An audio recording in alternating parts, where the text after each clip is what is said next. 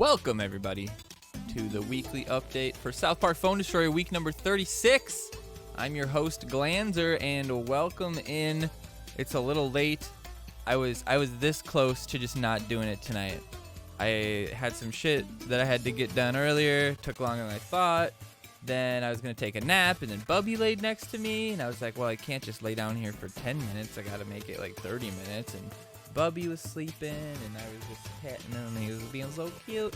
Anyway, so now I'm here. We're going to do the update, and then we're going to get the fuck out of here. And then tomorrow, we're going to marathon stream tomorrow night. Should have stayed home, Glenn. Shut up. Shut up. But anyway, welcome in, everybody. Too Easy, welcome in. Red Viking, Black Star. All you guys' names is the same color right now. It's really hard to differentiate, you motherfuckers. Also, stop speaking fucking Sputnik, please. Please, Lord God. Jimmy James, what's up? Savage Killer, welcome. Awesome MD as well. Welcome, welcome. Trigger the nobody cares. Yeah. I turned it off because I can't trust you. Ban that little commie bitch. LOL. My gold color is supreme. Yeah, Savage is the only one. I guess Jimmy's blue.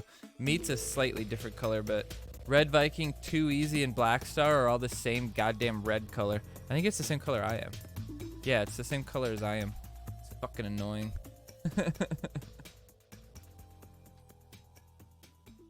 Bam, bam, bam. All right, so let's get into last week's games. I think I might just start just doing the games from the week before, because like it just doesn't matter if free to play wins their brackets or doesn't win their bracket, or like any of the teams I'm on, Nambla, TMI. It just really doesn't matter what happens. Like the brackets are just so fucking worthless. The only thing that matters is when you pull a sick legendary card. What do you guys think I got? Guess it in chat.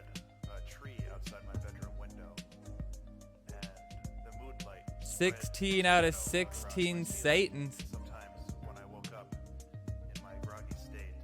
Woo! Finally got that level 5 Satan on the main account. Good shit. Good shit. But let's check out the games. Let's check out the games. Let's roll. We got Official versus Poopy in Real Bastards. Now remember, this is the Adventure Lock account that's hanging out in Namblos in order to get Chomper up to level 5. I'm not going to go for level 6 because it really is disheartening losing every week. I just like cannot win a game some weeks. Like this week I had a leveled up PC Principal, and my Super Craig is actually level 5, which is actually kind of sweet. But otherwise, I have level 5 PC Principal, and I believe that's it. I don't think I have a single other card. Yeah, the MLG Garrison play. When he did that, I was like, okay. Okay. Oh, terrible freeze rate, too. Well, I guess not the worst freeze rate, because now he can kill him. Oh, no. He would have used his ability right away and killed Mysterion, but he didn't. So our Mysterion takes the bar. No, he doesn't. Oh, yeah. Get out of there. Get out of there, Kite. Get out of there, Kite. Uh-oh. Push that level 3 out of the way. Yes. The level 5. Oh, if only Kite wouldn't have gotten hit there. The Tupperware coming in instead of the Coon. Probably better, honestly, because the Tupperware would survive a bit better than the Coon would. I think Tupperware 4 has more health than Coon 5. Somebody have to check that out. But behind Call Girl, not a bad setup, even base levels here. His Mysterion's base level as well, which is good. If his Mysterion would have been a little bit higher level, we might have been in trouble. Let's go. Get that shit. Howdy, howdy, howdy, howdy. What's up, sea urchin? Oh, the level 2 doesn't even kill the level 1. Dang. Dang. Did he have any levels at all?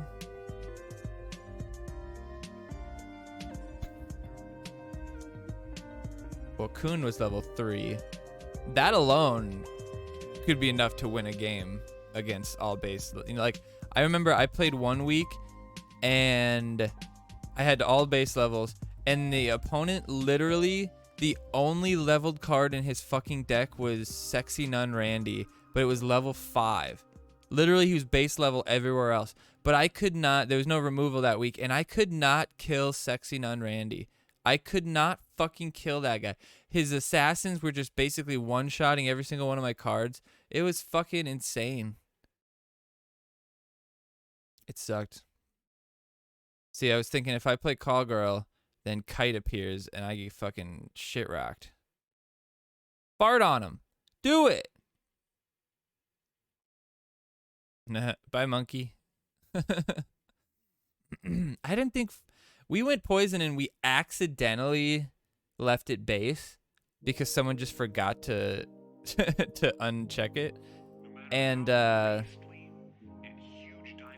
mean, I think it was better. I don't think it was worth the energy to kill anything with it.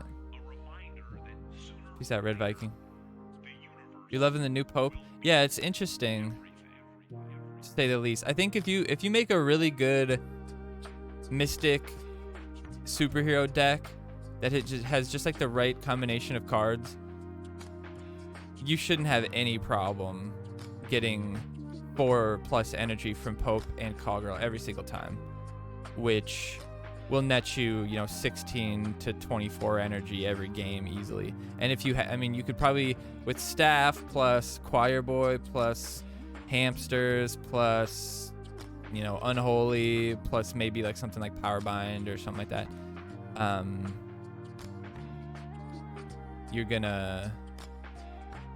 it's gonna be pretty easy to pull higher cost cards. And then probably you'd run like Mintberry Crunch, because if you pull Mintberry Crunch, that's still pretty good.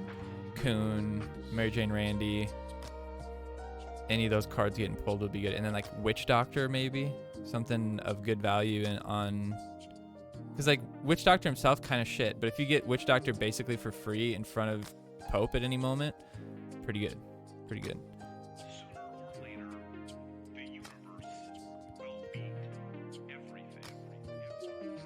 And because he can pull any card in from any theme, he's actually potentially better than Call Girl, although Call Girl could have the argument she more likely gets the target she's going for, if that makes sense. Oh, I should have super farted. Why did I super fart? I should have done it. I should have super farted. Oh, this is looking good. I mean, poison here would kill the Kite. I don't think I have to because I got Call Girl sitting there with no health. This is epic. Oh, I almost blocked the super fart damage there. So close. Now we get our only leveled card, the PC Principal. And Kite taking the new kid hits. But PC Principal just barely getting in range there. But the shield coming out. PC Principal pushing his level 5 out of the way. Oh, and Fast Pass coming with the chip. Fast Pass is always a good choice in Team Wars because of that. Like, that chip was... I mean, if that was level 4, level 5, that's like half of the bar pretty much.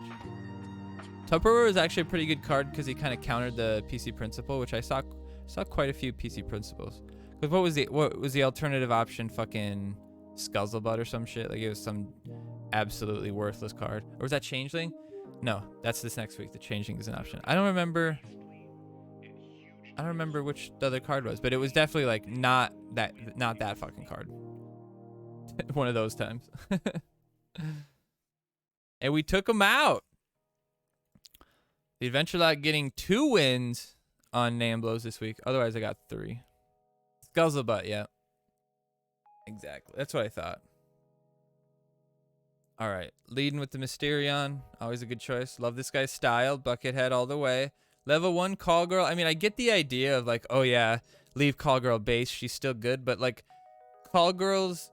One of the biggest parts of Call Girl is the fact that she is just such a devastating range unit in general. Like, has nothing to do with her bringing back an ability.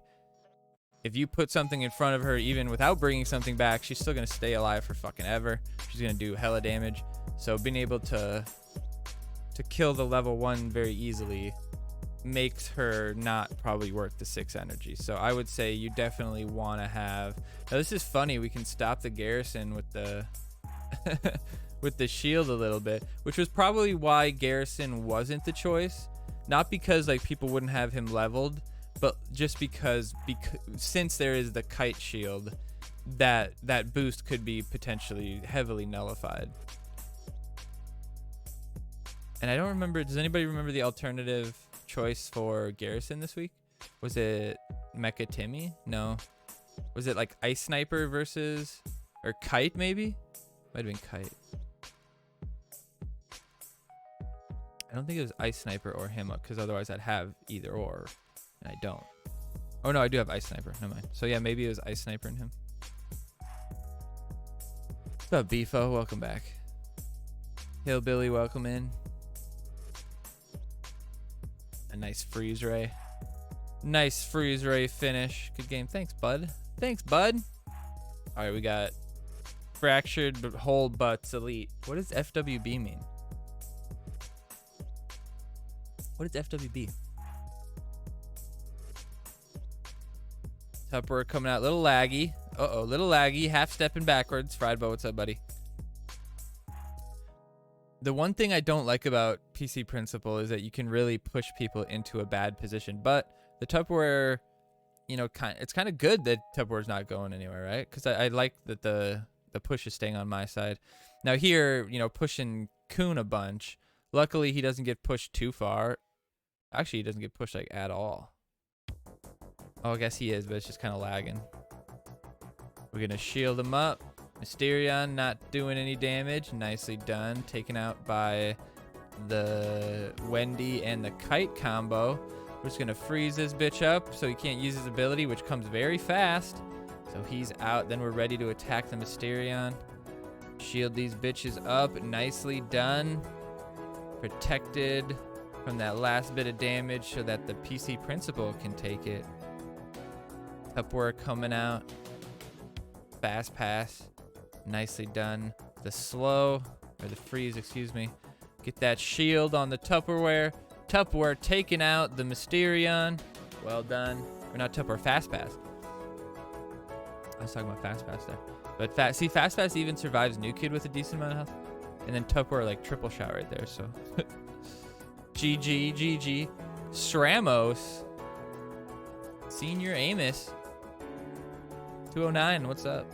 6702, just ridiculous matchmaking, man.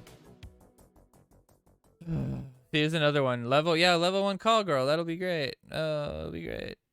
But she's a little quicker than most things, so she'll end up walking in front of them. Her range is lower than it used to be. Fast pass is an option, so fast pass could just use his ability into her pretty much.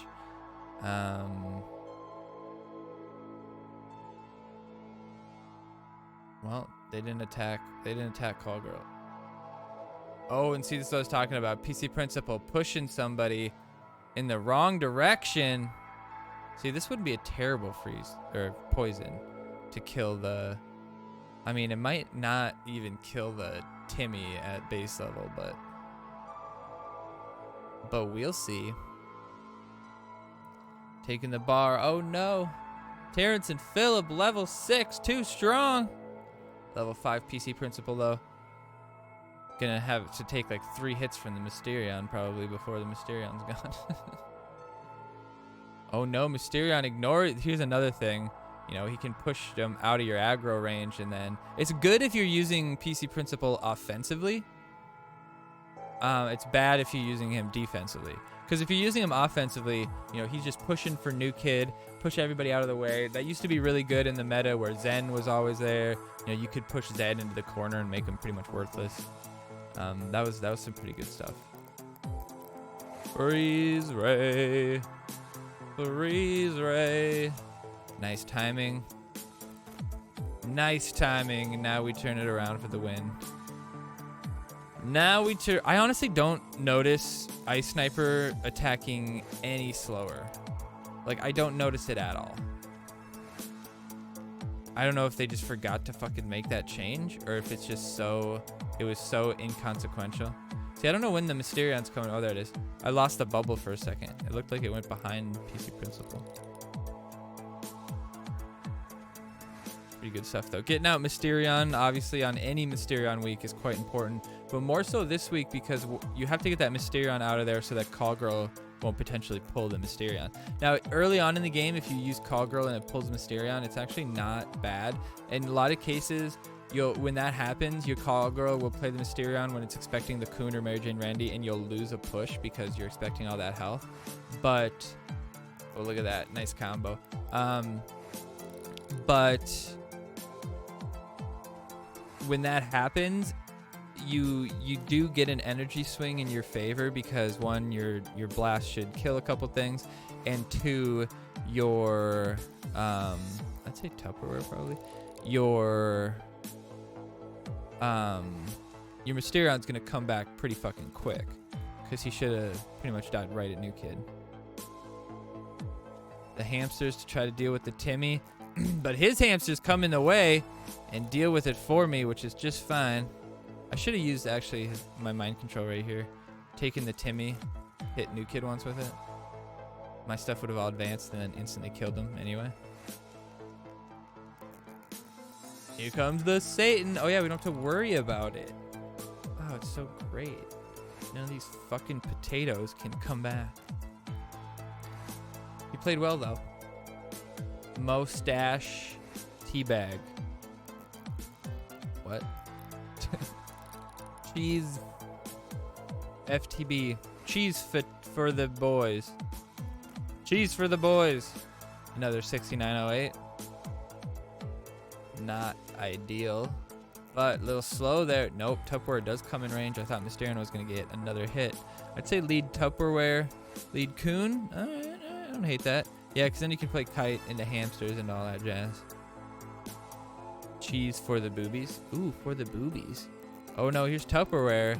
Tupperware going to get on a New Kid and choke him out. I should have played Chaos, but I was just waiting for the perfect time. Perfect timing. All right, we're going to take out the Call Girl first, which is great. I think Kite is also hitting the Call Girl right away. That's pretty good, actually. We're in a good shape here. I wouldn't be a bad freeze ray right here, but I'm feeling pretty good that the Mysterion's going to be able to sneak through either way. He didn't use his Timmy for the longest time, but after the blast, he does get the Fast Pass, which is actually pretty good there. I prefer Ritz tits. Oh, that's good. Man, it was our, like, summer rib fest or whatever in town where they have, like, you know, a bunch of food trucks and music and cornhole tournaments and all that kind of shit. There's a car show, too. But anyway, we went to that, and I just fucking ate so much dog shit. Oh, it was delicious. And they have this thing where it's, like, Wild Bill's soda where you buy a mug and then you get, like, free refills the whole day. And it's, like, black cherry, sarsaparilla, orange cream, root beer, all sorts of delicious shit. And they're there every year, so we just bring our cup that we bought the first year, and we get free refills. Pretty great. All right, let's do this. Mecha Timmy. One-shotting the Mysterion. Yes, nicely done. Mysterion level 3, I think, would have survived and gotten a hit off. Had some nice matchups this week for sure. Nice as in like easy as fuck. Okay, I don't think I even had like one. I mean, obviously the games on the Adventure Lock are always sweaty as shit. Because I got base level cards. I got no chance. All right, nice freeze. I like it. I should have mind controlled him. Mind control him. Mind control him. All right, I like it. Shield that damage. I should have maybe waited. No, that was pretty good. I did shield the super fart damage there. Not bad. Now, hopefully, yes, these guys survive. That's why poison's just so worthless. So worthless. When there's a kite shield, yeah, it's so bad. So bad. I should have played my Mysterion there, but whatever. Whatever. Easy matchups. Ooh, Jack Splat from Fingerbang. This will be a great matchup, right? Fingerbang's a good team, right? Fuck. Fuck. Coon lead, yeah, that's probably the best. You could maybe have led with Ice Sniper and then protected with PC Principal, but this works out. Ice Sniper Wendy probably behind New Kid and then Mysterion into the Call Girl. That'd be my play. Or Hamsters into the Call Girl.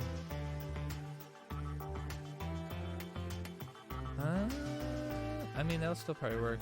I intentionally tried to steal that Fast Pass. It ended up working. Yeah, that worked really well. Because all that value he spent, like 2 abilities, all on 3 cost card. Not a big deal. I can keep Wendy alive for a very long time if I wanted to. Play those hamsters, but I don't think we needed to. No, we didn't. She still hits real hard, but she's getting taken out by that Timmy. The blast from that fart, knocking back Terrence. We got the freeze if we need it. We waited it out, though. We waited it out. Didn't think we needed it. And we were right. Mysterion took that hit. Mysterion straight fucking these bitches. Super Craig probably going to get a couple of hits on New Kid, but Kite will do just fine. And Tupperware not getting knocked back and doing devastating damage to the New Kid. Well done. Well done. We're probably going to put our Fast Pass behind his... Oh, yeah, I wanted it to be behind him so that he would push me into his New Kid. Damn it. I blew it. I blew it. But the good freeze there, or the good shield there, excuse me. And the worthless shield. I mean, I guess maybe he was hoping that the shield will get to Fast Pass. I don't know. It's got an indicator for the range. I think this guy just quit. Yeah. Yeah, he's just getting his games in so he gets his prize. Nano Beast. You're a beast. Or something. Nano Beats. Never mind, not a beast. Alright, level 3 hamsters. I feel like hamsters you gotta at least get to 4 for them to... I mean, they're alright at 3. Obviously, they still dealt with, 1 assassin, but... As far as playability, you gotta 4 at least. 5 is definitely very, very playable, even in higher rank ladders. Then you get to 6, they start really fucking. Yeah. All right, Timmy gonna be able to hit my mecha, but not a big deal. PC Principal, I don't want to play the PC Principal and then knock back the Timmy into good range, right? So instead, we're gonna steal the Kite. That didn't work. I thought Kite would be getting hit by New Kid. It was close. But Mecha should deal with the Kite. Well done. 1 push on the Mysterion. He's out of the match. Keep Mecha Timmy alive as long as possible. His Timmy's finally down. The lava when you got hamsters coming at you. I mean, that's just not going to do it. Super Craig turning around, getting 1 hit on New Kid. Not bad, not bad. Only level 4 though, so no real value. I mean, this guy's got bad cards for being a 7600. There's like no difference in the levels between a 7600 and somebody at 6200 or whatever the fuck those last people were at. Whatever. I just don't. I think lava should get removed when you use freeze right on top of it. But otherwise, like, lava is just such a bad card. It's just. It's not worth the energy. Like, I don't think I ever have seen somebody play lava and I've thought, oh yeah, that was worth 3 energies. That was worth, that was as useful as, just playing Towley, like, why would you not play Towley? In every situation where you could play lava, you could just play Towley. The only difference, I guess, you can't just instantly remove the lava. So, like, they could play lava and then unholy it or something, and then you'd be like, suck it. Really bad start there. Kun might have been a better start, but I didn't want to lead my tank into him too bad. Now we're just going to support the Kite. Let's go! All right, this is good on his part. He's got good defense. We're just going balls deep here. See what we can do with our Kun. 96 plus. Oh, yeah, we eat into that Kun. Not bad. The level 5 hamsters taking out his hamsters. Beautifully done. If we just get that call girl dead, Kite 2-shotting him. Yes! Kite level 4 2-shots to level 2. We didn't used to do that. That's for damn sure. Lava and Nathan is brutal. Oh, I bet you it's not bad in ladder every once in a while. We have it like level 7. But level 4, like just for the slow pretty much there. Look at that. What the fuck is that? Like maybe if he would have put 3 energies worth of health there, he would have been able to stop me.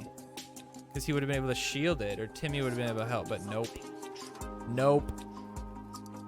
Call girl barely surviving, but that's all you need.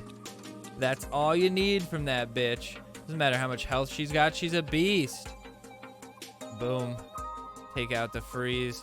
Make Kite attack the hammies. But the hammies bringing it in. Tupperware. Oh, Tupperware not getting hit. He switched to the hamsters. That was just too bad. New kid dealing with the Kite. Oh, not quite. If I wouldn't have played the Timmy, I actually probably would have made it. Whoops. Whoops. Yeah, get the fast pass out there. Nice Timmy. Slow it down a bit. Probably get Terrence and Phillip, and then PC Principal up top to try to get that last bar. Fast pass also could get the chip. Alright, not bad. PC Principal heading out, not bad. I'm a fan. Fast pass should be able to deal with the Mysterion. Nice. His fast pass wasn't doing shit. Nice freeze, taking out that Terrence and Phillip, but the knockback from the Super Fart, also Super Fart, I feel like very rarely, like pairing Super Fart and Lava and like knocking him back into it, or Super Fart or Lava and like Wonder Tweaks pull or something, like, you know, it's different things. Empire Awaken's a good team. Maybe it works better then, because like once they walk through it, you could Wonder Tweak them backwards and they have to walk through it even more. Like that could be useful, and you know, just forcing people into it as well. But you'd probably be better off pushing them into a Chomper, or a Chomper that Toolshed put down. That was a good play there. I had to pretty much force him to play the Kite. I didn't really have an option. But his Kite does get on New Kid somehow. I'm not really sure how that happened. Now this is trouble for sure. Kite still alive. Our bar in huge threat here. But the Mysterion level 4 might be just what we need to come back from this. Now, like I said, on defense, PC Principal can be quite good. Or quite bad, I mean. Depends on the situation. Kite almost takes another bar by himself, but Mysterion coming through, dealing with those hamsters. New Kid won't stop him. He will two-shot if he doesn't get hit. Nicely done. Nicely done, and leading the way for that PC Principal. PC Principal not able to push him away because Super Craig was correctly played between New Kid, but got a pretty good push getting dealt here. Wait for the call girl. I was going to use the shield. I thought the Mysterion was coming for the Timmy, but I guess not. Well, here we probably didn't have to play anything. I didn't hate the idea of the drone this week, but because of just like all the mental fucking damage there was from range cards, from Call Girl, fucking Timmy's pretty good. Kite's gonna be alive the whole damn game. It's pretty hard to get value from that drone. The only time something like drone is useful if there's not really any great range cards that can deal with them. I mean, even in this week, if something got crazy, you could freeze ray them, and you know, Human Kite would definitely be able to deal with it. But it's gonna play the Kite, but I was like, no, let's slow play it a bit. It's the biggest thing about this week was getting that Mysterion out, because I had level 4. TMI made some pretty good decisions on decks, in my opinion. Kind of left some shit low to make sure that Mysterion was as impactful as possible, because there's no way to remove him, right? So once you got him out, you were fucking shit up. Probably when he gets closer, use the Timmy Blast. Oh, that was a good wait there, because now our Timmy gets his Timmy. We're going to shield our Timmy and hopefully kill his Kite before... No, his Timmy is hitting our Timmy from a distance. So that took his health down much quicker, but Terrence is enough to deal with that level 4 Timmy. Range cards are always, in my opinion, always important to level up because like them surviving even like New Kid Blast and stuff is can be so impactful. Like Kite surviving with like 2 health is just as hard to kill as Kite with 200 health, you know? Like there's really no difference there because if you hit him for 2 health, you're probably going to hit him for 150 health at least, like no matter, like depending on what range you're hitting him with, or if poison hits him or whatever it might be. Like you see that right there, he's got like 2 health, but it's not like his ability doesn't work when he doesn't have a lot of health. So there's no real downfall to that, right? Always upgrade. If you're choosing, like I'd say fighters are probably like the least important to have leveled high, because like if you have level 6 Stand the Great versus level 5 Stand the Great and they're fighting each other, if they're fighting each other, your new kid, it's going to be about even. So it's not like that big of a deal. But if you have, you know, level 6 Scout Ike versus level 5 Scout Ike, your Scout's going to beat the shit out of him. If you have, you know, a level, you know, 5 rare range card that, because of that extra health, survives New Kid, but level 4 doesn't survive New Kid. Like that's such a big difference there. What's up, Sleight of Hand? Welcome in. All right, we're done with the games from last week, so let us jump into the deck choices for this week. That is next on the agenda. Next on the agenda, checking your pudenda, let me know what I can find. All right, where is it? There it is. The deck this week. We have a mixture of adventure, superhero, sci-fi, fantasy.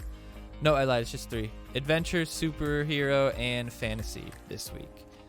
With a couple neutrals put in. So this is a great week for Adventure Lock for sure. We are in gold now on our team. Buttercups is how it's said.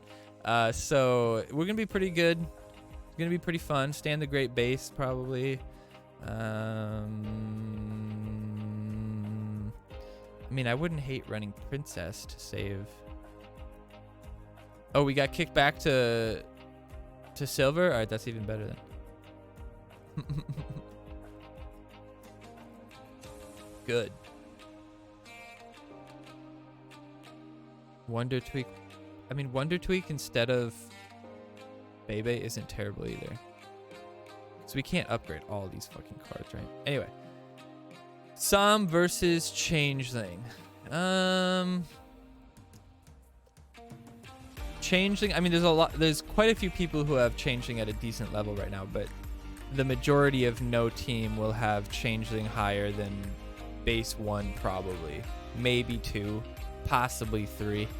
And when you look at what's out there, you could Fireball hit her at lower level. You could Arrow Storm her at level 1 possibly. I don't remember what her health is. But it wouldn't take much it wouldn't take much to kill her with something else too, right? Like a range card plus Arrow Storm. Because Changeling Red, it's not, when I first heard about her ability, I thought it was a war cry, right? I don't think, yeah, Friedbo, the bracket was like between first place and 5th place was like only 200 points or something. It was pretty crazy. We play all events and guaranteed on weekends, so people shall have her at 2 guaranteed. Right. But like, that's just not everybody. Or they, you know, bought Kevin's or something, you know, like it's not guaranteed that people, like, why I'm probably not going to spend cheesy Poofs on her, because it's just, it's a good card, but like it's also really easy to counter, in my opinion. Like super easy to counter that card to an extent. I mean, obviously there's some situations where you won't be able to stop it from happening, but I mean, typically there's not very many situations. Like, just treat it like a mind control. They could probably mind control it. They could have mind controlled that card at that exact same moment. Wouldn't have lasted as long, but Definitely not worth it level 1 to 2. Level 4 and 5, probably much more difficult. And that kind of depends on how they play it, too. If they're stupid and they just, like, use the ability right away, you know, not probably that hard to deal with. The trick of using Changeling, I think, will be... She's a pretty fucking good fighter, just straight up. At level 4, she's already got 1,200 health, like 200 attack. Like, she's a pretty good fighter. So if you have her level 4 or 5... play her midline against a unit that she's gonna beat, whatever it might be, like fucking in this deck, you know, if it's perfectly leveled deck, you know, play her against, I don't know, the she might beat Santa actually. Play her against the Randy that came towards midline, let her kill the Randy, and then let your enemy decide, okay, what am I gonna put against this straight, what do we call her? Changeling? CR? Changeling, right? What am I going to go up against this Changeling? Like, only Swarm is pretty much the option to deal with her effectively, because any unit I put out eventually is going to get... Like, there's not a whole lot of units that if red is full health coming at them, that she's not going to be able to get down to 1/3 health by herself, unless something else is helping her out, right? So really, you just burst damage the red, and there's enough burst damage in Inkin, Fireball, you know, Chaos Stuns, just Power Binder, move her away, like with if you DSR her at the right time, she'll use her ability into nobody. Knock her back with Wonder Tweak in this deck, for instance, super farther away. You know, there's a lot of different. I wonder what happens. I wonder how she interacts with PC Principal. If she would be able to pull him, she'd be able to use her ability before he pushes her away. I wonder how the timing would work.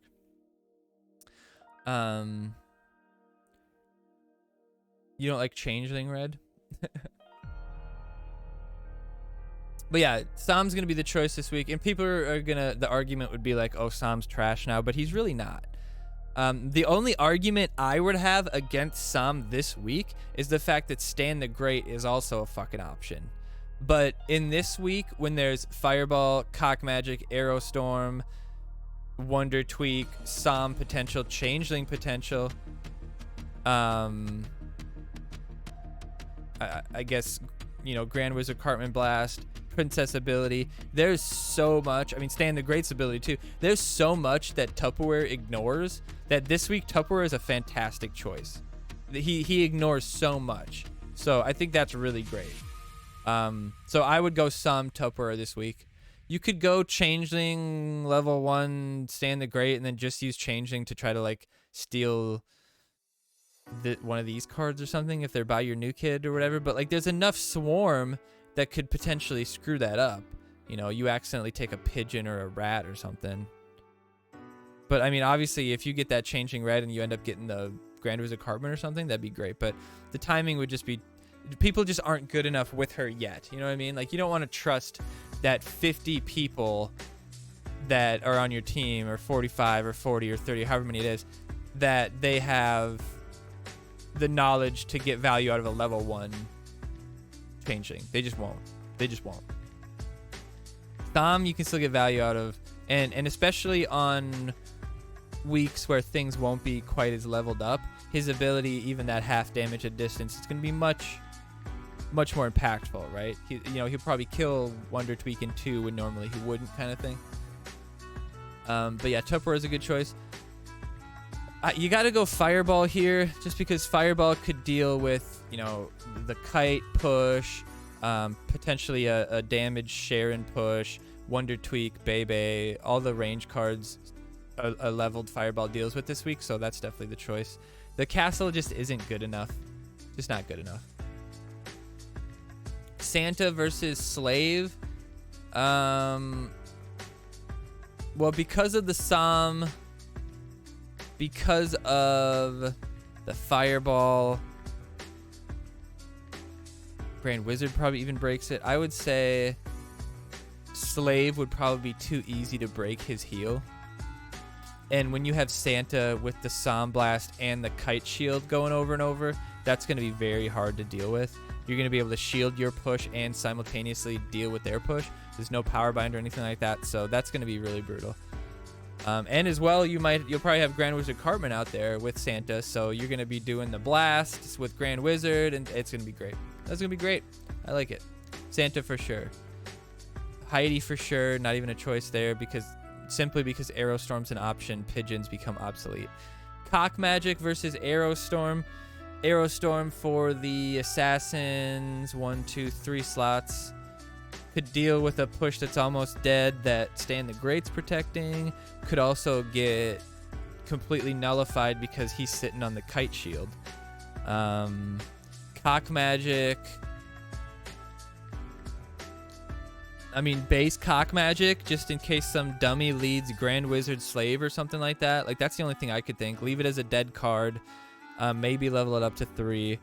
And then just Cock Magic if they play something stupid. Otherwise, don't worry about it. That's probably what I would choose. Sharon also the choice. Sharon behind Santa. Like, this is going to just be a Santa push. Whoever gets the better Santa push. Whoever protects with Sharon, Kite. And that's going to be, like, if you have your Sharon, like, your exact push versus their exact push, it's going to be all about, like, timing the Sharon to protect from the Psalm Blast, timing the Kite Shield to protect as much as you can, and then timing your Psalm Blast to be in a position where, like, they can't Kite Shield it or Sharon heal it right back kind of thing. Big Gay Al with a Kite Shield behind, like, a Slave or something like that. Probably take you a bar or something like that, but probably not going to win you a game unless you can sneak it at the end. Ike versus Princess Kenny. I mean, obviously either one could just get Aerostormed and be completely nullified as well. But, like, I like the idea of Ike getting stacked, but most likely he'll also, even if he does get stacked and deal with some tanks, he'll just die to the Grand Wizard. So, what up, Scoob? So I think the Princess Kenny is going to be good because you could get the Princess Kenny on, you know, a number of units on defense and save your new kid a little bit of hits. You know, even something like the Man-Bear Pig splash damaging them and not having damage for 2 attacks could save you the game. So you never know, because you could couple that with the Stan the Great and really, you know, get people. I'm trying to see if you can see the reflection. I have that blue light filter on my glasses. I'm trying to see it at work when I'm on, like, a Zoom call. You can kind of see it right there, like right there. My whole glasses is just blue because, like, something about the lighting, it just reflects all the blue light on my screens. Maybe these monitors actually have quite low blue light to begin with. It could be possible. As in anime? As in anime? Evil guy? Yeah, exactly. Like when the light goes around his... Yeah, I know what you're talking about. Kite for sure this week. Kite with the Santa is going to be very brutal. Grand Wizard Cartman, I think, the cheaper cost. Man-Bear Pig is going to be fairly good, but, like, the ability to deal with, like, you know, Paladin, Ike, you know, deal the last Sharon damage, plus Fireball, you know, kill people that are low health even after Stan the Great gets his ability off. The Grand Wizard Cartman ability is going to be quite useful, and I would suggest that as well. Like, don't just use it as soon as you get it. Use it in a position where it's going to kill Sharon or something like that before she gets her shield off, or it'll just freeze her enough to maybe die from it, or it'll freeze her enough where somebody else will die, or, you know, whatever the situation might be. Wait for that Grand Wizard Cartman, and it also prevents them, if you have Grand Wizard Cartman with his ability, it pretty much prevents them from just dropping a Paladin next to him, dropping a Princess Kenny next to him, or even dropping pigeons on top of him and doing a bunch of damage to him. So Grand Wizard Cartman, it's all about the patience with that bitch. And then Paladin over the rats, just because of the area effect damage. You know, they're going to probably die to the Aerostorm, Grand Wizard Cartman, Fireball, whatever it might be. And Stan the Great can render them completely worthless. Paladin, if he's level 7 or 6 and Stan the Great hits him, he at least still has enough damage to kill a rat, I think. or to kill a mockingbird. No, to kill to do 50 damage to new kid or something like that. So it's not completely worthless. But I think the rats would be borderline worthless this week. I don't really see much for them at all. And I mean, slave this week could be trouble, but I think like if you have an enemy slave coming at you, that's where Stand the Great's going to show you that he's still a good fucking card. Because if you get Stand the Great by your new kid, put Stand of Many Moons. Put Stand of Many Moons on him. Stand takes him down really quick. Doesn't get much damage taken to him because Slave's got nothing for attack. And then blows up his shield break with his ability. And pretty much kills him with it too, so. Want to ride in Creamy's grape van? I'm gonna grape you in the mouth. All right. So next week's gonna be pretty fun. That seems like a really fun deck to just get those hella Satan. But it's also gonna be like, this is gonna be one of those weeks where people that don't lose often could take losses, because it's very easy to not have the cycle, not have the right cards, or just them getting the perfect cycle and you not being able to deal with it in time, where maybe you could come back, but the fact that new kid's level 14, nothing dies from, he can shield it with the kite shield probably, like nothing's gonna die. And then even if they get hit by the blast, Sharon heals it right up. Then Santa uses ability, and then there's double Sharon. So now you're fully healed again. What's up, Drew? So it's like when changing red steals a card, does she get your level? It gets her level, or sorry, like her as in like the card she's stealing. So if you take level 7 Man-Bear Pig, you get turned into a level 7 Man-Bear Pig, and that could be something maybe they'll change with time. Like in the future, it'll be like your level +2 or something like that. So if you have a level 1, you could only bring back up to level 3s or something like that. I don't know. But the problem with that is, the problem I think I have with that, and this is the same thing, the same concept for Pope. People were like, oh, just have Pope only bring back people that are like his level. So if you have Pope level 5, brings back a level 5 card. Well, that's all well and good, except there's a very big difference between a level 5 legend and a level 5 common. So if you're bringing back a level 5 common, yeah, maybe not that great. You're bringing back a level 5 legend, pretty fucking good. So doesn't really impact the efficacy of it at all. And if you did that with Changeling, I mean, once she gets to level 5, it just pretty much makes her forced to be used against other legendary cards, which I think that's not good. Like that limits the use of that card. Why would you want that? Why would you want to design the card in a way where it's literally has one use, and that use is to kill other legendary cards or to transform into other legendary cards? Unless they changed it per rarity, like it was common +2 or whatever, but that would be stupid and needlessly complicated code for a result that just doesn't really make much sense. It doesn't make sense for me, for mind control to give me the full unit, but then like her shit wouldn't work, right? That just doesn't really add up. What's up, Outcast? All right, so now we have the update's all that's left, right? We got the update. The update schmupdate. All right. So this week we have a jam-packed event. We got the Cheesy Poof collection period until I believe it's next week. Does it say? Hold on. Cheesy Poofs, Cheesy Poofs, Cheesy Poofs. It does not say when the Cheesy Poofs is over.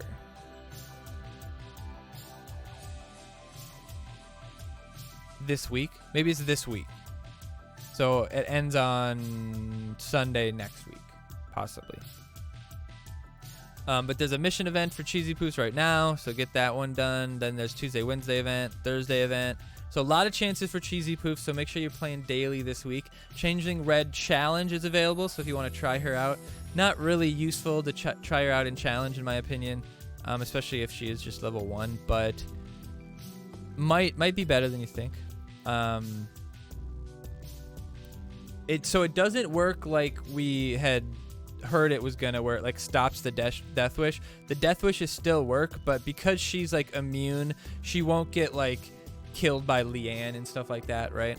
But there's a lot of shenanigans that can happen with her and Mysterion, and her and Goth Kids is hilarious. If you take Henrietta, then you get multiple Goth Kids. Like if Firkle dies, he'll spawn behind both Henriettas. And that's interesting too, because you could technically steal, like maybe you could only steal Michael. You could steal Michael, and then you'd have 2 Michaels spawning, and you could potentially have a forever protected Henrietta that would never be able to get spelled because there'd always be a Michael on the field. But those are kind of like theory things. Like you're just never gonna do that in a game. Like maybe once in a blue moon, like for that stuff to work out.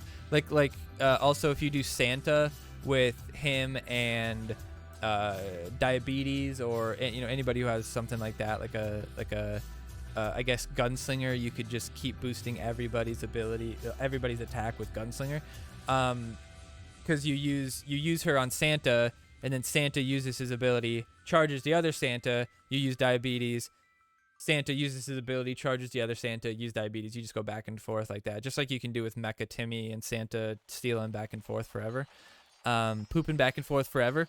So, but like for that to work, your enemy has to have Santa. Like this week, that would be ideal, would be to get double Santa. Like to get Changing Red to steal Santa would be like the best choice. But the problem is that you have to have Santa already out, because once you steal this Santa, you can't like just play your Santa. Your Santa has to be out there already, and then their Santa has to be 1/3 health. Like it's just, the situation for it to happen is just going to be so rare that you're never going to see it outside some YouTuber's friendly fight situation. Like it's just not going to happen. Is it fucking legit? Yes. Is it fun? Yes. Is it viable? No. Does it make her OP? No. Absolutely not. It's just impossible situation. The card usage event looks fun though. Commander Hat getting boosted with Infiltrator, always fun in my opinion. You could put some Space Pilot shenanigans back in there. Space Pilot Gizmo is pretty much the only useful one, but I mean, I had somebody play, I think it was on Moody, around like 7200 or something like that. Level 5 Space Pilot Bradley with level 5 6 Element Randy, or not 6 Element, Sexy Nun, was actually pretty fucking good. Like she could just spawn stun on at will, and it was quite good. I was actually quite impressed. And then couple it with like Sizzler and Chaos, or Choir Boy and Hermes and stuff, and it's quite a few chances to get those stuns. Pretty good. And the monkey's good now too. 6 days before the event is over, 8 days until shop is okay. So yeah, that makes sense. So it's pretty much till the weekend, and then go from there. And then Changing Red, it'll be a 72-hour event, which means it goes to Monday. So that'll be the mark. That'll be the mark of the end of the Cheesy Poofs. Will be the end of that event next Monday. So that makes sense, I think. Or is it? Wait, does it start Friday? Okay, never mind. It ends on Sunday. Never mind. I was reading that wrong. So it's Friday, Saturday, Sunday. So yeah, when that ends on Sunday, that's the end of the Cheesy Poofs, and then we'll have Monday, Tuesday to, use your poofs if you haven't already, and then Wednesday they'll get turned into coins like always. I'm glad they started doing this. The Cheesy Poof shop, it's a good way to keep people, playing at a day-to-day. So it's good. It's good for them. A lot of other games I play are just like so stagnant. Like I have trouble playing them daily because it's like, oh yeah, like I have daily missions to do and stuff, but it's just they're just so boring, and it's like all the same shit over and over. It's like, would you come in and play if you had call girl missions every day, would you come in and play those every day? I don't know. I probably would ignore them half the time, because most of the time it's like, oh, do all this for 10 coins or something. It's like, who gives a shit? My cheesy timer says 8 days, 8 hours left. Okay, gotcha. I just played a few games and Dad Timmy keeps reviving the Manbear Pig. Thanks for those mistakes. Well, he might not have updated yet. Well, no, he'd have to have, 12 hours ago. He'd have to have updated, but I'm not sure. Maybe he just has a deck that's bringing Manbear Pig in. I don't know. What's up, Cool Dad Shorts? How you doing, buddy? I don't have that turned on. I'll return your stuff after this. Don't worry. Actually, was gonna check. I was gonna check your Twitch to see if I was followed because yesterday, I didn't raid you when I should have, but I just didn't know you were live. Changeling Red will be guaranteed in the Battle Pass. I believe so. It'll probably be like it was with 6 Element Randy that one time, where he's, instead of having a random one at the end, you get a guaranteed Changeling. Guessing you haven't updated? Yeah, I don't think you can. How could Sam and Satan always seem to be boosted cards for events? I don't know, because it's fun. How come Stand of Many Moons is still legendary? Shouldn't he be epic now? What a dumb... What the fuck? What? Some of the best cards in the game are epics. What are you talking about? Some of the best cards are high-leveled rares, too. Definitely nothing legendary about him anymore? That's definitely not true. And the reason for his nerf was because too many people were using a kill spell on him. No. That's what you do to legendary cards? Oh, that's so stupid. These people have such a dumb concept of the game, like, as if legendary cards need to actually be, like, stronger than other. That's not what balance means. Legendary cards should be stronger slightly. You know what I mean? Like, slightly better. But not only way to deal with them is with a fucking removal spell. Like, what are you talking about? You might need to make him 3 energy now. Dude, if Stand of Many Moons got changed to 3 energy, he'd be the best card in the game. Without a doubt, he'd be the best card in the game. Are you fucking nuts? If I could 3-cost Sam midline at the beginning of the fucking game, what are you going to do? What are you going to do? How are you going to deal with that Sam that's probably already charged before you even put a unit down? How are you going to deal with that 3-cost unit without spending more than 3 value? How are you going to do it? Even if you ink in me, I can still blast you probably. Do decent amount of damage. Probably still get 1 hit on New Kid. Worth the 4 energy. You just basically wasted your ink in. Like, you could play Chaos, but Chaos isn't going to kill him quick enough, even after the stun, so you'd have to play at least Hamsters with it. So that's 5 energy you just spent on Stan, and most likely Stan's going to still kill one of the Hamsters or kill Chaos. You could play Sizzles, but Sam's going to get a couple hits off and use his ability and basically kill your Sizzles before Sizzle gets stacked enough to kill you. You could play Mecha in the corner, but Sam's going to get his ability off and do damage to you and probably get hits on New Kid before Mecha can kill him because he's got quite a bit of health now. Like, I cannot think of a situation where you could deal with that fucking card. And if you power bind him, oh, the ability's gone. Now he's a 1-cost fighter with 1,200 health coming at your fucking skull with 200 attack or whatever it is. 3 edit? Like, what the fuck are you talking about? Maybe if your Sam's level 2. Improve mission event tasks. Had 1 mission, win 3 games. The task was replaced with win 4 games. Done. That task was replaced with win 6 games. Honestly, I would be happy with that because those are like one of the highest pointed things ever. Pope Timmy and Dar. I use Mystic and use Pope Timmy and Dar, and even I'm asking you not to even bother making it to where Dar can revive Pope. There's just going to be way too much complaining about it. Yeah, they're going to fix it, and it's going to be bad. Until they get nerfed even more. They've been nerfed enough. If anything, just make it to where cards cannot summon revive other summon revive cards. Yeah, I agree. And then it's done. Yeah, I mean, Dar Pope is going to be tough. It's going to be tough to deal with. Pope survives quite a bit as it is, so Darring him is quite easy. And, I mean, just think of this. You lead the game, you play Call Girl, and you pull Mary Jane Randy.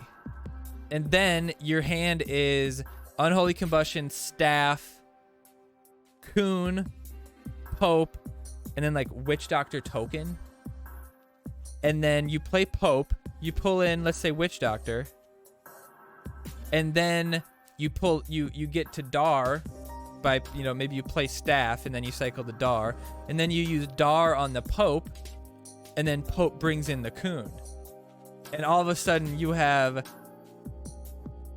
6 units out for technically the cost of 5, or technically the cost, or not 5, for the cost of like 14 energy. That's pretty nuts. It's pretty nuts. Could be quite good. We'll see. We'll see.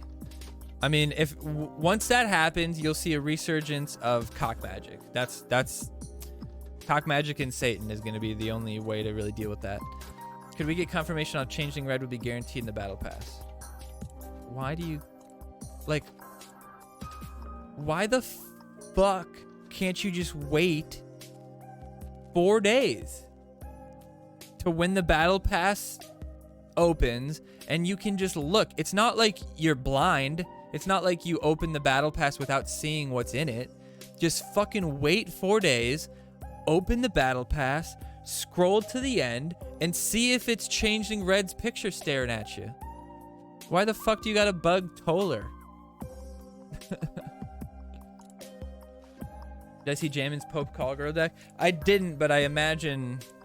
I don't think that's worth it anymore. Like, Poping Call Girl, because to get that to work has to be such a perfect setup, because, like, you have to cycle perfectly, because otherwise, whatever Call Girl's gonna pull, Pope would pull, right? So...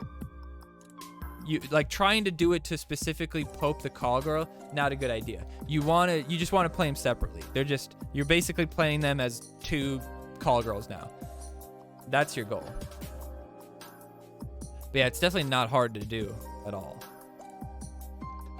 Especially with Hamsters, Chaos, not Chaos, Choir Boy. Well, Chaos too, because Chaos would be easy to play before you play Pope, right? If that's like your only assassin. You're ruining this game. Oh, this guy's name is Fix SPPD, and it's his first post. I wonder if he'll be nice. I've been playing this game for over a year. Well, we've been playing it for 3+. Get in line, you fucking loser. That doesn't mean like you have some sort of, what does that mean? I've been playing this game for a year, so what I'm about to say means something.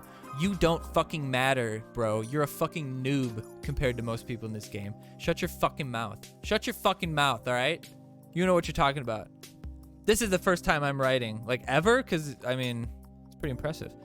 I hardly ever comment on game message boards, but I feel I needed to write to you guys. I don't know how you're getting away with selling cards to people and then changing what they're worth, but you should stop. That's so fucking stupid. It's obvious that you're changing the card strength just to get people to pay more money for the newest OP cards. No!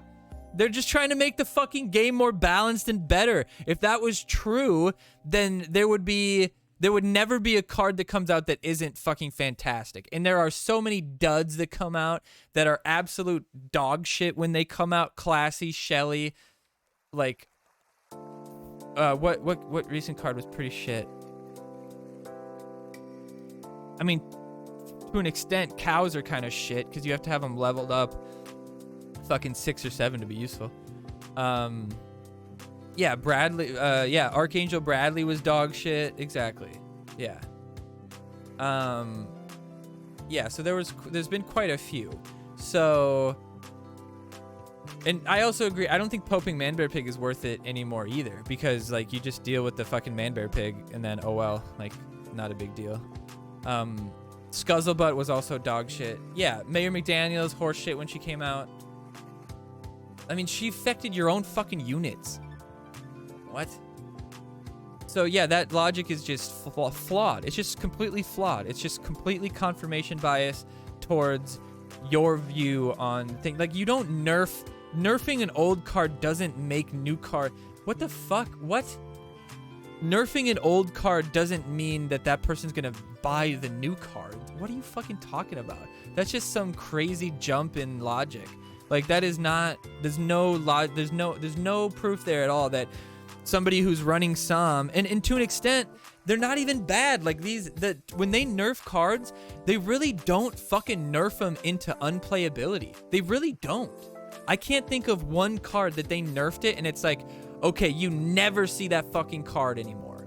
Never see that card anymore. You just see it less because it's not as easy to get value. Like Dar. When Dar was broken as fuck, you saw her every game. Now, she still can give you insane value, but you just don't see her as much. Does that mean that that she was nerfed into like nothing and anybody who bought her should get a refund? No.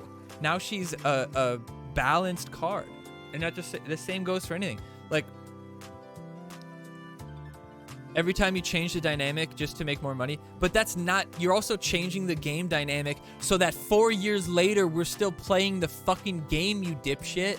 You've been playing it for a year. There's people who've been playing it for 4 years, and they're still playing it. Why? Because every balance update, the meta can get swapped on its fucking head, and you start seeing more combinations, better combinations. There's never been a situation where the game isn't more diverse. Like, the top decks, it's not 50% this deck and 50% another deck. It's 20% 5 different decks, and that's fucking good. That's good. When you compare it to any other game that I play where there's literally like 2 meta decks. That's it. Like, there's 2 options. You play this deck or you play this deck. Otherwise, you're going to get your ass beat by either one of those decks.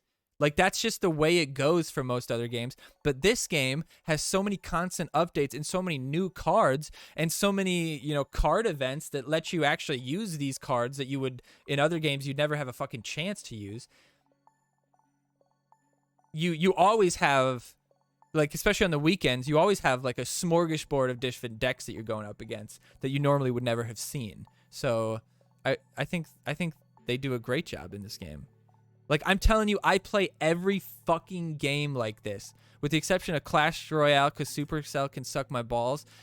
I play every fucking Tower Rush game that exists. South Park is the best gameplay overall, the best progression, the best from a free-to-play standpoint, the most to do with challenge mode, all the events, all that kind of stuff. And, I mean, there's even PvE. Some of these, like the closest one, Nano Legends, is pretty good. Nano Legends has normal battle. They have like guild raid battles. They have this like extermination mode, and then they have a campaign mode, and then they have all these like training modes where you can learn the different cards and stuff. That's quite good, but still, that game sucks too, because if you don't pay for the premium version of it or whatever, like it's like $2 a month or whatever, if you don't pay for that, there are so many fucking ads in that game that is just ridiculous. It is just ridiculous. Someone used that on me earlier today. I almost shit my pants. Hyperdrive was also nerfed. Well, I don't think Hyperdrive was nerfed. Hyperdrive was like fixed.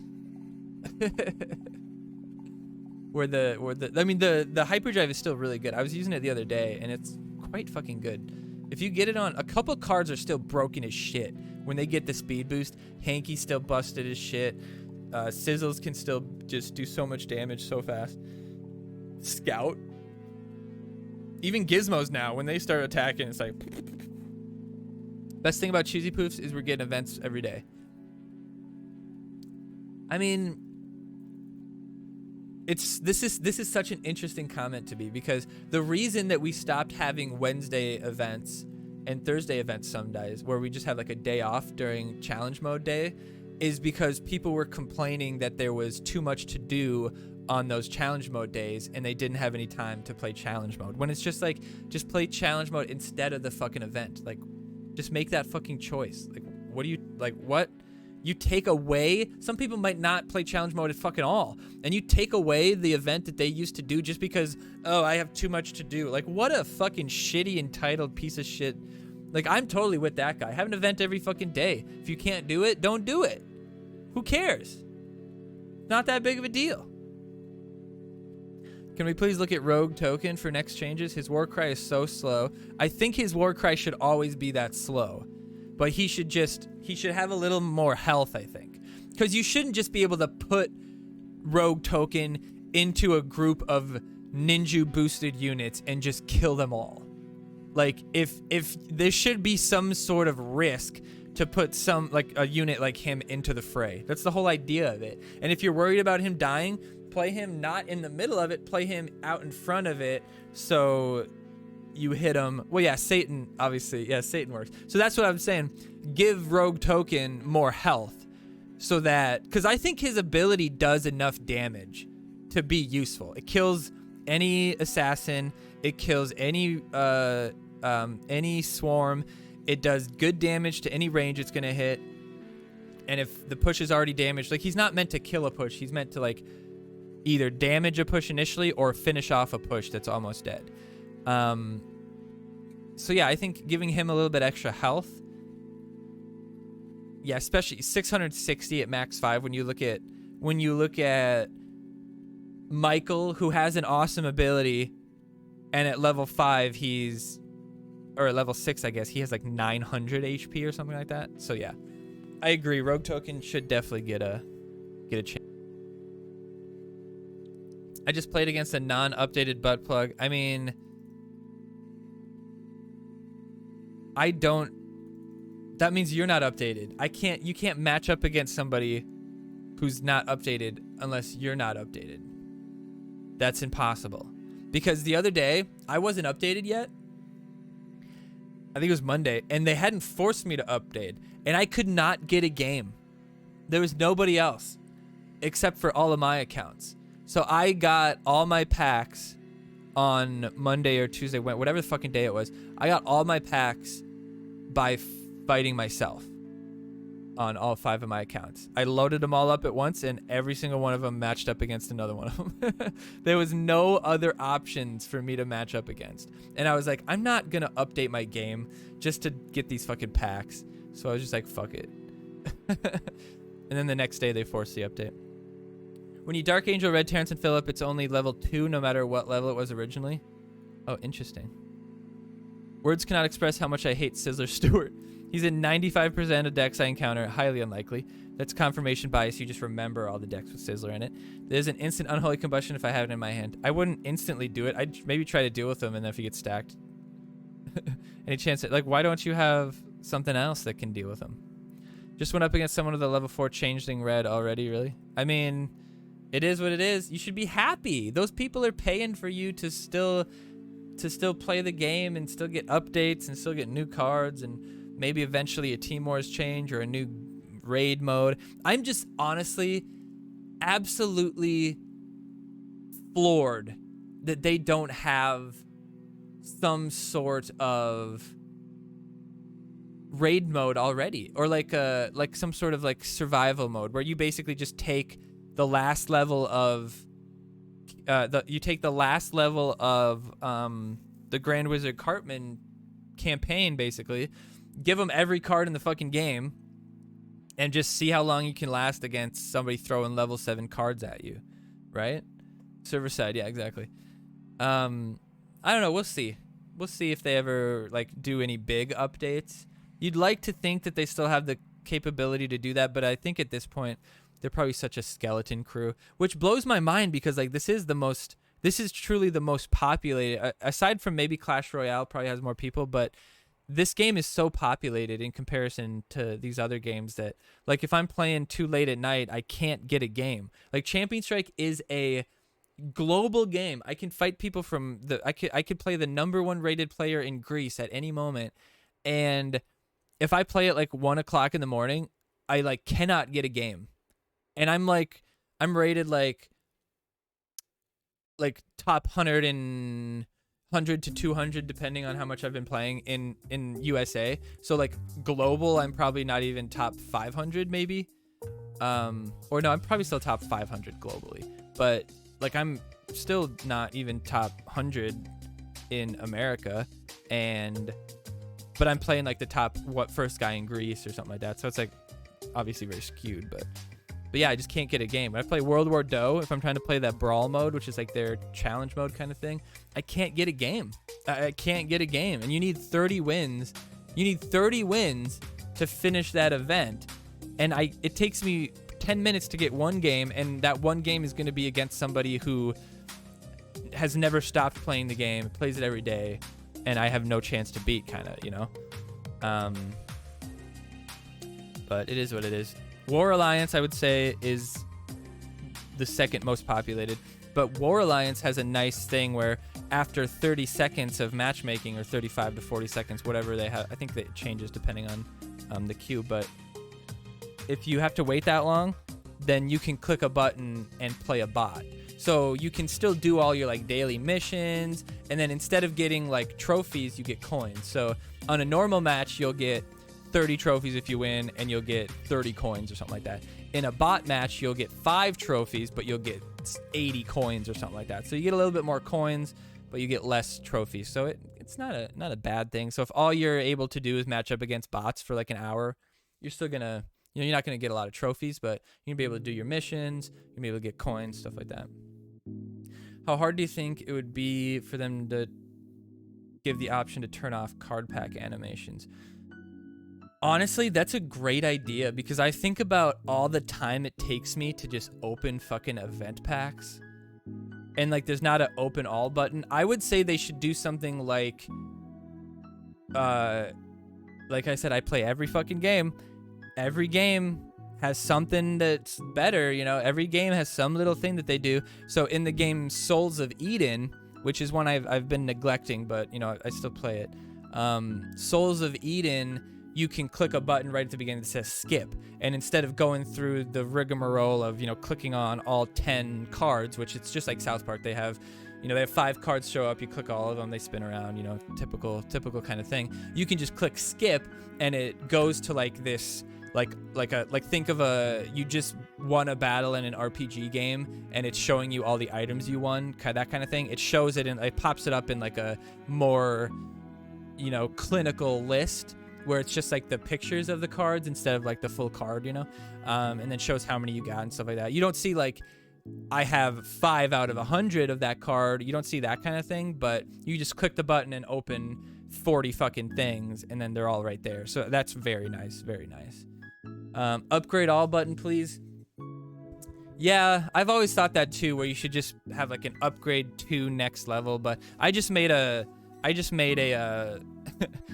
BlueStacks macro to just click in that position until I couldn't click in that position anymore. So if I ever need to upgrade something, I just do that.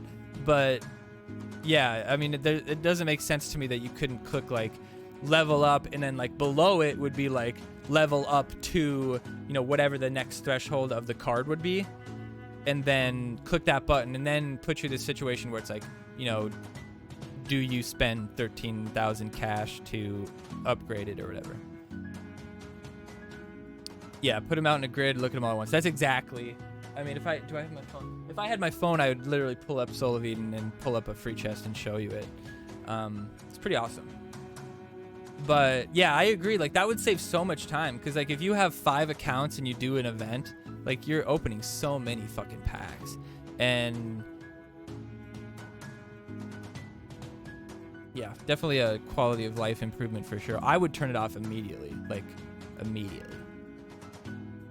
But I don't know, maybe when I'm streaming I wouldn't, because there's a part of opening the packs that's a reprieve from the stream to an extent, where I can like check chat and shit like that. But I even have a macro that opens up a PvP pack very slowly. So sometimes when I'm opening up a deck, it's not me doing it. I'm doing something else on a different instance, and you guys are watching me slowly open a pack. Do you ever play any games that aren't grindy or pay to win, like Teamfight Tactics? I told myself, I used to play League of Legends back in the day, and I told myself I would never get into, when they started doing like the spin-offs, I told myself I wouldn't ever get into those, like the Overwatch style games or the Battle Royale games or whatever the fuck they come up with. I told myself I would never get into it, so I never did start Teamfight Tactics. And then I started seeing the auto chess type of games and like the idle types of games, and then I told myself that I would never play those types of games. So I don't play any auto chess games. I used to play AFK Arena, which is like an idle game, but they're not games. They're not games. There's no gameplay. You know what I mean? And this is the same thing for Summoner Wars, Centuria, or whatever the fuck, that game that Fatseb plays sometimes. It's not gameplay to me. It's like, oh, you're sitting there watching all these things just auto attack, and every once in a while you can click a button And like to an extent, that's what South Park is. But like at least I can pick where on the fucking field I can put those cards. You know what I mean? So when it comes to like AFK Arena, Idle Heroes, all of those bullshit games, I don't really like those ones. I like these Tower Rush games because it's an equal amount of like grindiness, because I like that aspect of a game, because I do like psychologically need a reason to play the game. Like I need to feel like I'm progressing in some way. Like if I just had a max account right now and could just play at the max level, I don't think I would do it that much.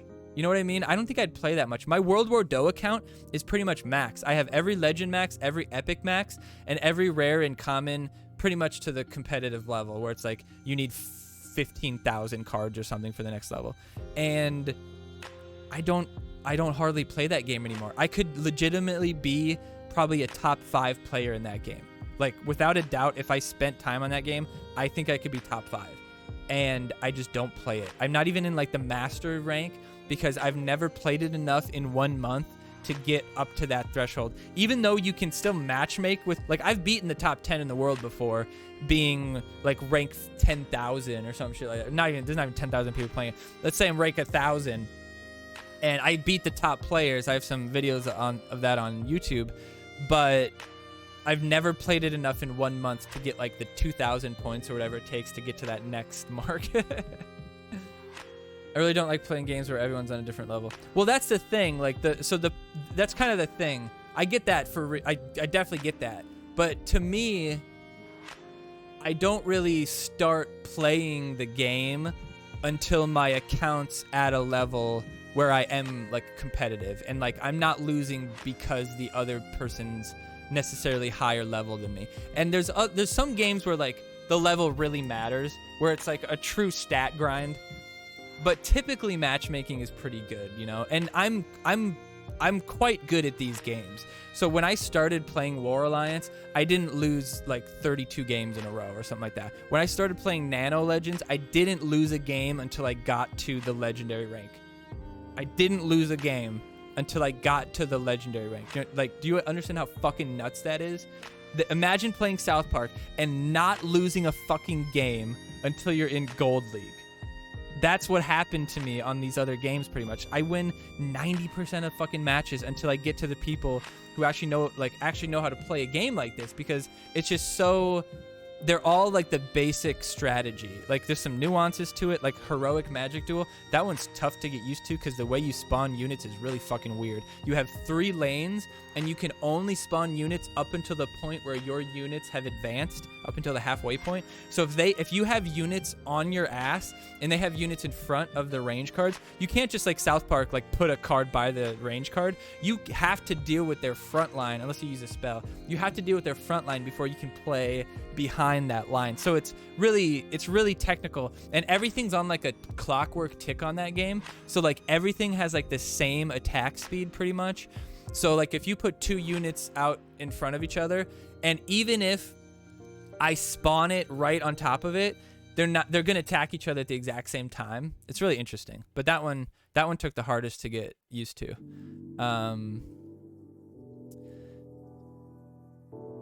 Yeah, see, I would argue that those are like completely different games. Like Legends of Runeterra is so much more like Hearthstone, and that's so much more of like a true trading card game, like deck building game. I would consider that like a deck building game, because a lot of games you'll win or lose based on your deck, not necessarily how you play the deck, because a lot of those decks, once you get to a certain point, you don't really have a choice on what to do. Like this is the best play. It's like a chess game, right?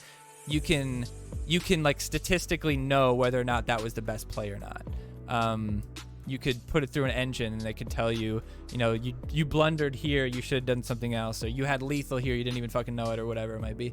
But yeah, I'd argue that those are quite different games. Soul of Eden is probably the closest, I call them Tower Rush games. Soul of Eden is the closest to a deck building game, because you get a full 30 card deck.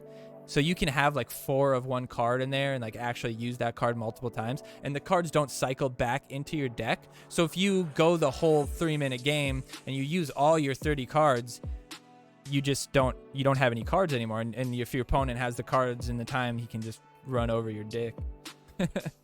But yeah, I used to play Hearthstone a lot. Back in the day when it wasn't even like standard and wild, it was just all conglomerated into one. And I would keep up, I'd play $50 per expansion just to get like one set of packs to kind of keep current with everything. And then, but I was like such a completionist, like I was such a collectionist, right? I wanted to get all the cards and I wanted to get my whole deck to be gold deck. I ran a face hunter deck back then. Just like if I didn't win in 3 turns, I didn't win.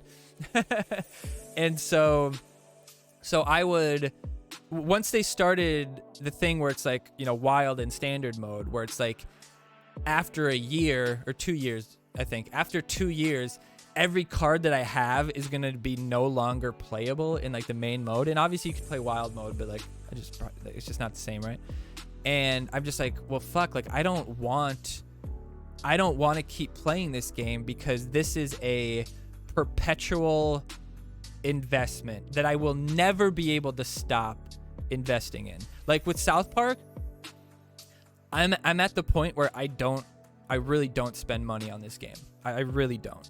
If I spend money so that I can refresh packs while I'm streaming, because I feel like I'm wasting time if I'm not refreshing packs, because I feel like I'm wasting time if I'm not getting rewards the whole time I'm playing, right? Like I mentioned earlier. Like for something like a battle royale like Apex Legends or something like that, like sure you make progress like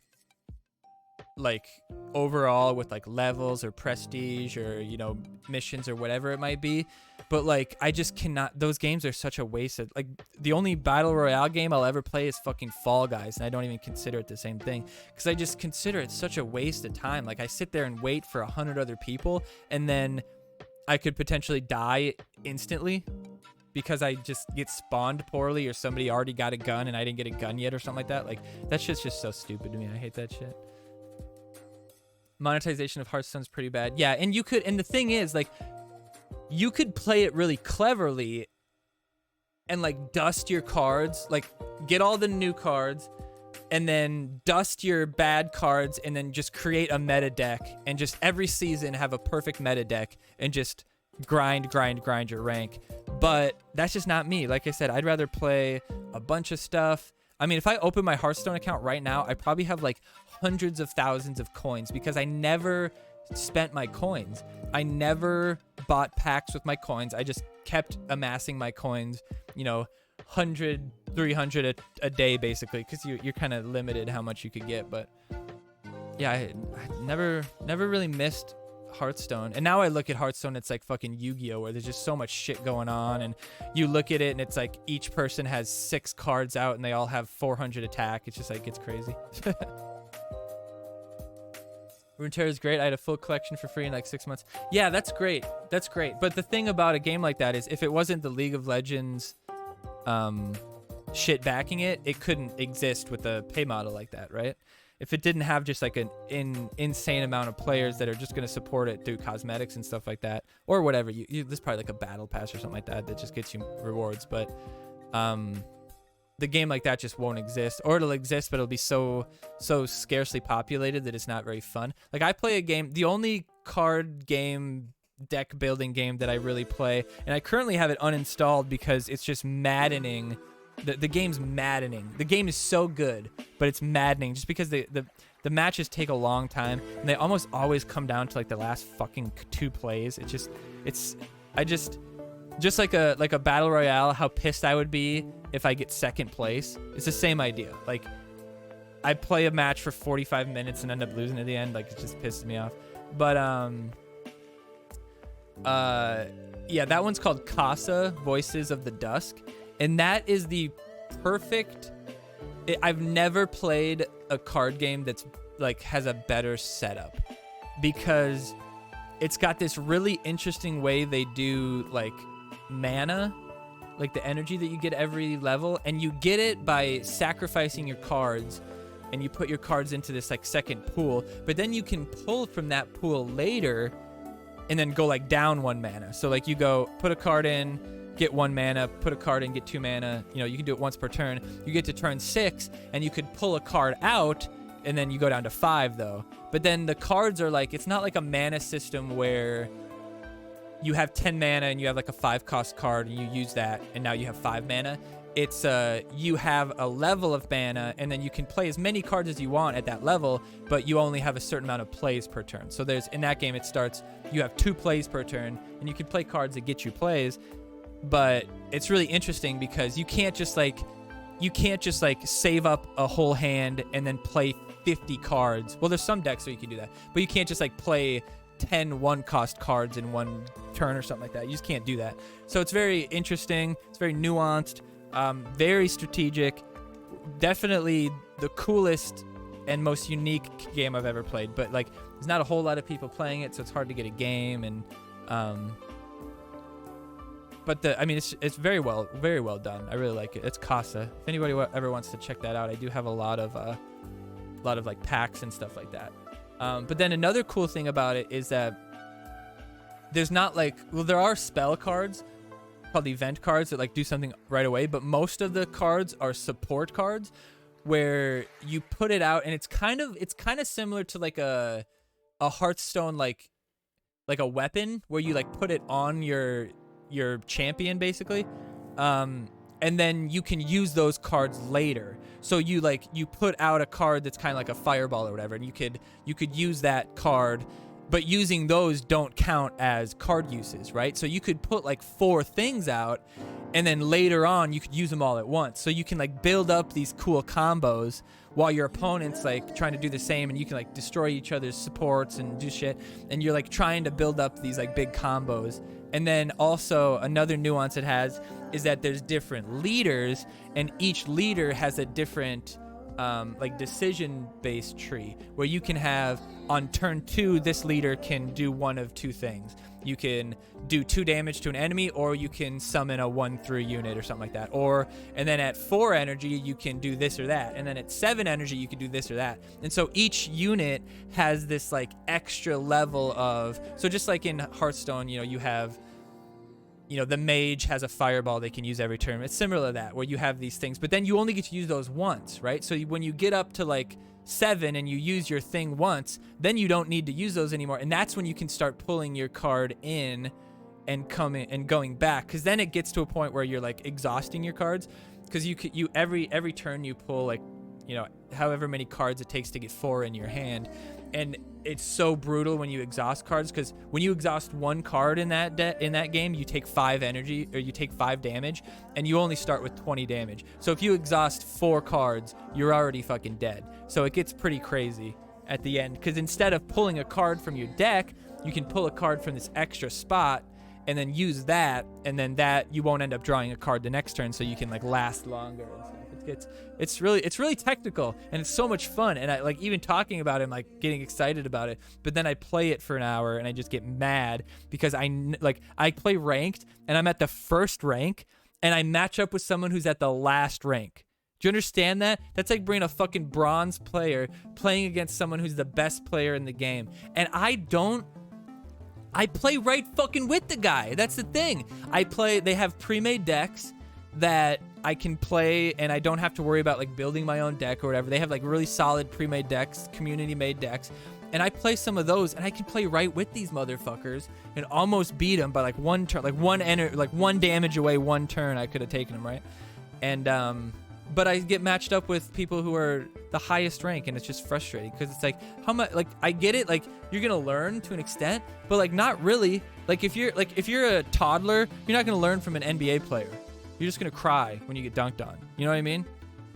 If you're a college player, yeah, you're going to learn from an NBA player, for sure.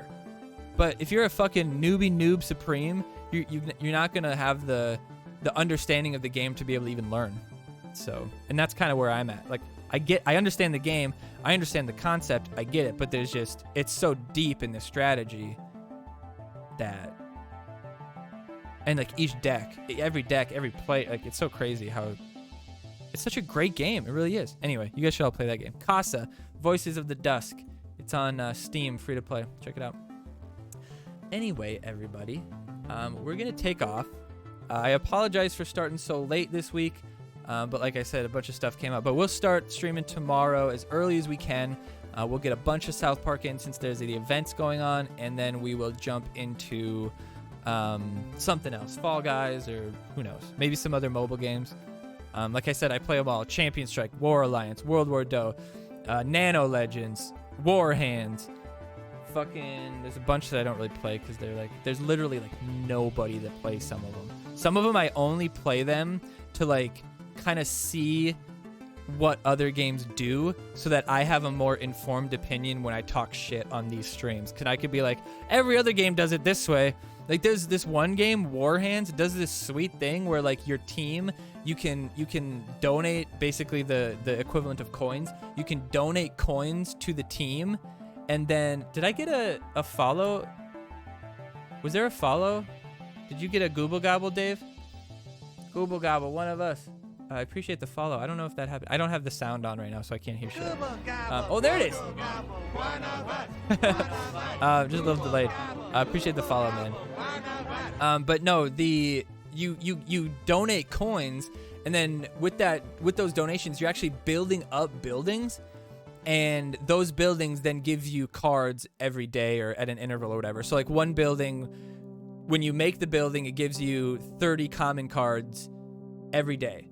But then as that building upgrades, as more people, send coins to it, which you can do like X amount per day or whatever, then that upgrades to like the max level is like you get 300 commons and 5 epics per day or something like that. So it's kind of cool where it's got, you're building up this team with your own resources, with your teammates' resources.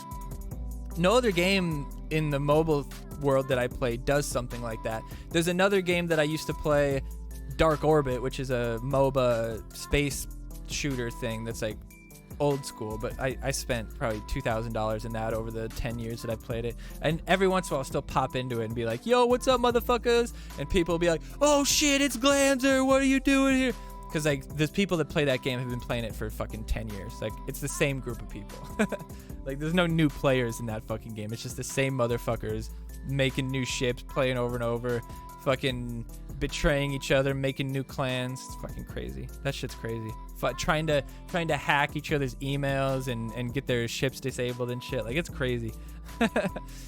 But that one had something where you could, as a team, you built up this base and then you protected the base, and it was really cool. But yeah, I really like the idea of like imagine if as a team there was like a team store, and maybe in a team store you could maybe you could send in extra cards, like kind of like donating, but then you could have like a conglomeration of these cards that then like your co-leaders or whatever could like distribute to different people, and you could have like competitions like, oh hey, we have 50 lightning bolts.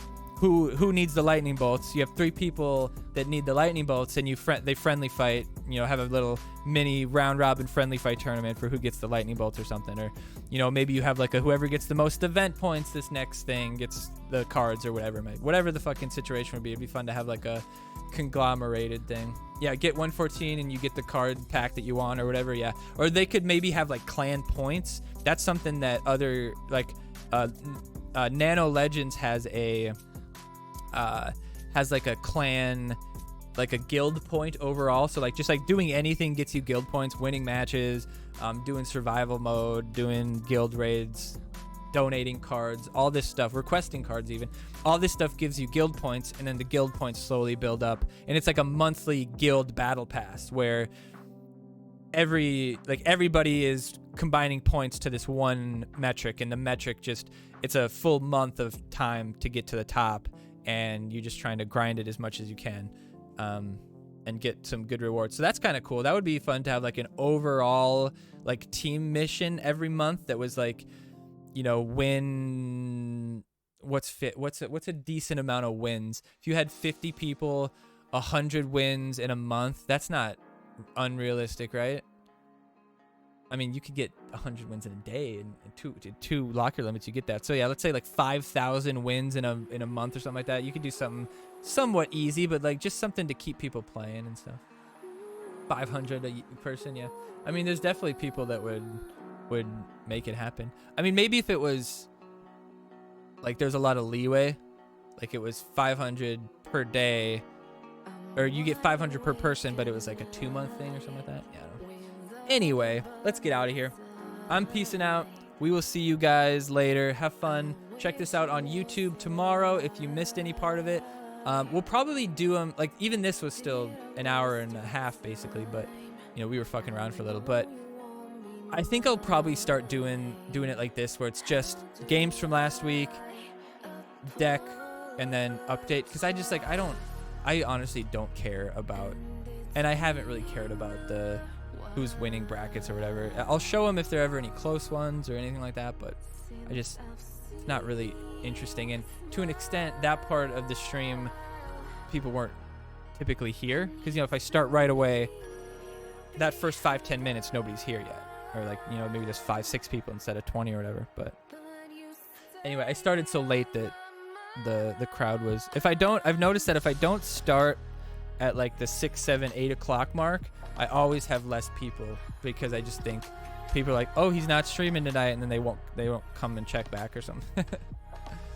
But anyway, and don't forget, guys, check out all my links, especially that TikTok link. I had a TikTok video that recently got 68.8 thousand views, 7,000 likes, 26 comments, which is crazy that there's like such a low amount of comments. But honestly, in TikTok, people comment so rarely on TikTok. I hate TikTok personally. I don't really watch it myself, but I think it's a very interesting platform for outreach. And we'll see if we can get some more homies hanging out on the stream.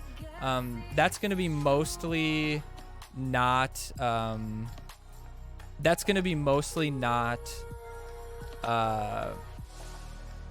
South Park stuff. If I have like a legitimate South Park short that's like quite good quality or whatever, I'll put it up there. But if it's just like one little play or something like that, I won't put them up there. But if it's like the double Mysterion one, something that I kind of put more energy in, have more value, we'll put that. But anyway, kind of interesting. We'll see if that goes anywhere. And also another announcement. I'm gonna start, because I have my internet issues figured out, and I want to kind of get a couple more upgrades. But once I do a couple more things, I might start streaming a little bit to YouTube and Facebook to try to extend our reach a little bit. The goal will always be to bring people back to Twitch, because Twitch will always be my streaming home, because I like the way they do things. Fucking, I don't care everybody else's hate on Twitch. I think they've always been good to me. So we're gonna stick around Twitch for sure, and all my like bots and all that kind of stuff is all through Twitch anyway. So we're gonna stick around, but I want to try to reach out. I want to get my YouTube to 1,000 subscribers before the end of the year, which I'm only like 150-ish away or something like that. So I think we can do it if we get a little bit of a push from some TikTok videos, maybe. I think I'm trying to interact with the South Park community on Instagram, which is a nice little community of a handful of people that post consistently.